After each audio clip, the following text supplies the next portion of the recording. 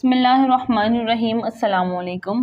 حضرت ابراہیم بن ادہم رحمۃ اللہ علیہ فرماتے ہیں کہ جن دنوں میں بیت المقدس میں تھا، ان دنوں کا واقعہ ہے کہ ایک رات جب ہم لوگ عشاء کی نماز پڑھ کر فارغ ہوئے اور لوگ اپنے اپنے گھروں کو چلے گئے تو کچھ رات بیتنے کے بعد آسمان سے 2 فرشتے اترے اور مسجد کی محراب کے پاس آ کر ٹھہر گئے۔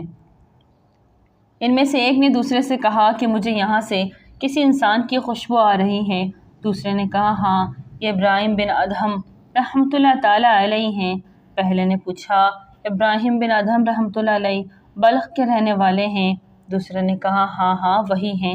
پہلے نے کہا افسوس، انہوں نے رب کی رضا حاصل کرنے کے لیے بڑی مشقتیں برداشت کی، مصیبتیں اور مشکلوں کے باوجود صبر سے کام لیا، حتیٰ کہ اللہ تعالیٰ نے ان کو مرتبہ ولایت عطا کر دیا، لیکن صرف ایک چھوٹی سی غلطی کی وجہ سے انہوں نے وہ مرتبہ کھو دیا۔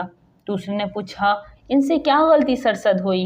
پہلے فرشتے نے کہا جب وہ بصرہ میں تھے تو ایک بار انہوں نے کھجور فروش سے کھجور خریدی۔ کھجوریں لے کر جب وہ واپس پلٹنے لگے تو دیکھا کہ زمین پر کھجور کا ایک دانہ گرا پڑا ہے۔ انہوں نے سمجھا شاید یہ ان کے ہاتھ سے گرا ہے، لہٰذا انہوں نے اسے اٹھایا، صاف کیا اور کھا لیا۔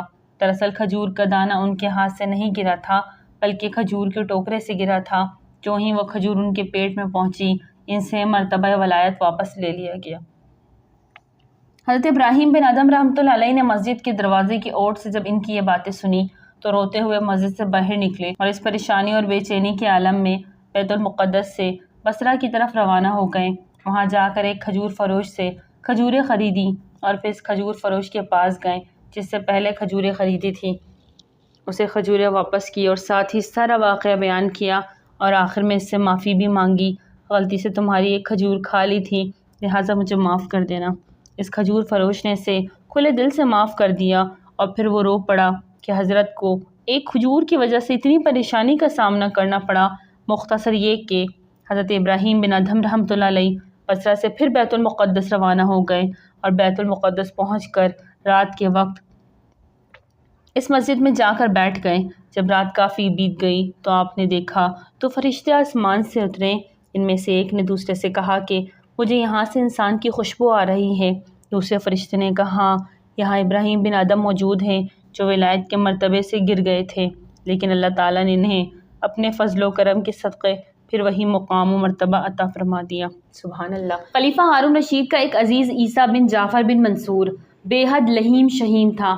اس کی وجہ سے اس کا جسم بے ڈول اور بدنما معلوم ہوتا تھا۔ اس کا یہ موٹاپا خطرناک صورت اختیار کر گئی تھی۔ ہارون رشید سے اپنے عزیز کی حالت نہیں دیکھی جاتی تھی۔ بہت سے طبیب اس کا علاج کر چکے تھے، چنانچہ عیسیٰ ابن قریش کو بھی علاج کے لیے بلوایا گیا۔ اس نے اچھی طرح معائنہ کرنے کے بعد کہا کہ مریض کا معدہ بہت قوی ہے، یہ بے فکری سے کھاتا پیتا ہے اور ہمیشہ خوش و خرم رہتا ہے، اس لیے اس کے جسم پر چربی چڑھتی جا رہی ہے۔ عیسیٰ نے ہارون رشید سے کہا کہ میں اس کا علاج کر سکتا ہوں، بشرط یہ کہ آپ میری جان کی حفاظت کی ذمہ داری لیں۔ خلیفہ نے اسے اطمینان دلایا اور کہا کہ تم بے خوف ہو کر علاج کرو۔ عیسیٰ ابن قریش مریض کے پاس گیا اور نبض وغیرہ دیکھ کر کہنے لگا ابھی میں آپ کی صحت کے بارے میں کچھ نہیں کہہ سکتا، 2-4 روز غور کرنے کے بعد کوئی رائے کام کروں گا۔ یہ کہہ کر وہ وہاں سے چلا آیا اور 2 دن کے بعد نہایت متفکر انداز میں عیسیٰ بن جعفر کے پاس گیا اور کہنے لگا مجھے بہت افسوس ہے شہزادے، زیادہ سے زیادہ آپ کی زندگی کے صرف 40 دن اور باقی رہ گئے ہیں، اس لیے اب علاج سے کوئی فائدہ نہیں ہوگا۔ آپ کی کوئی آخری خواہش ہو تو پوری کر لیجئے اور کوئی وصیت کرنی ہے تو اس کا اظہار بھی فرما دیجئے۔ طبیب کی زبان سے یہ مایوسانہ گفت کو سن کر عیسیٰ بن جعفر بہت دل شکستہ ہوا۔ اسے اپنی نظروں کے سامنے موت دکھائی دینے لگی اور اس فکر میں کہ چند دن بعد میں مر جاؤں گا اپنی جان گھلانے لگا اور بے فکری آرام طلبی چھوڑ کر مستقل اداس رہنے لگا۔ اس غم میں بدن کی چربی گھلنے لگی اور وہ روز بروز دبلا ہوتا گیا۔ 40 دن پورے ہو گئے تو عیسیٰ ابن قریش خلیفہ کے پاس گیا اور اس سے کہنے لگا کہ آپ کا عزیز اب بالکل ٹھیک ہو گیا ہے۔ خلیفہ نے عیسیٰ بن جعفر کو دیکھا تو یہ دیکھ کر دنگ رہ گیا کہ مریض کا جسم اب پہلے سے آدھا رہ گیا ہے۔ خلیفہ بہت خوش ہوئے اور اس نے خاصی رقم بطور انعام طبیب کو دیا۔ اس طرح عیسیٰ بن جعفر نے موٹاپے جیسے مہلک اور اذیت ناک مرض سے نجات پائی۔ اللہ جب ہمیں کوئی غم دیتا ہے تو اس میں ہمارے لیے کیا بہتری پوشیدہ ہوتی ہے، ہماری ناقص سوچ رب کی مصلحت نہیں سمجھ سکتی۔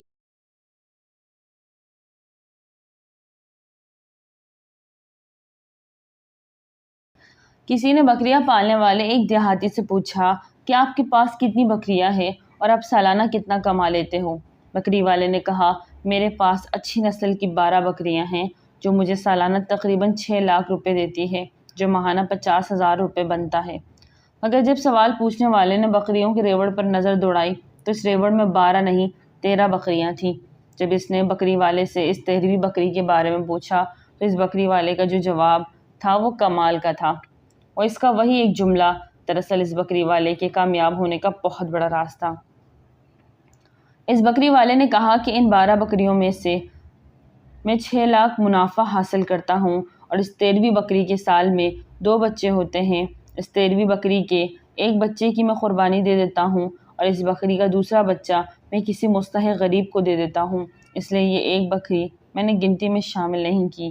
یہ 13ویں بکری میری باقی 12 بکریوں کی محافظ ہے اور میرے لیے باعث خیر و برکت ہے۔ یقین کریں کہ یہ کوئی معمولی بات نہیں۔ دنیا کے بڑے بڑے فلاسفر کے فلسفے ایک طرف اور اس بکری پالنے والے نوجوان کا یہ جملہ ایک طرف۔ یہ بات ایک ان پڑھ سادہ لو بکری والے کلہ بان نے کامیابی کا وہ فلسفہ سمجھا دیا جو کامرس کی موٹی موٹی کتابیں بھی کسی کو نہ سمجھا سکی۔ لوگ رزق کو محنت میں تلاش کرتے ہیں، حالانکہ رزق سخاوت اور اللہ کی راہ میں خرچ کرنے میں پوشیدہ ہے۔ سبحان اللہ۔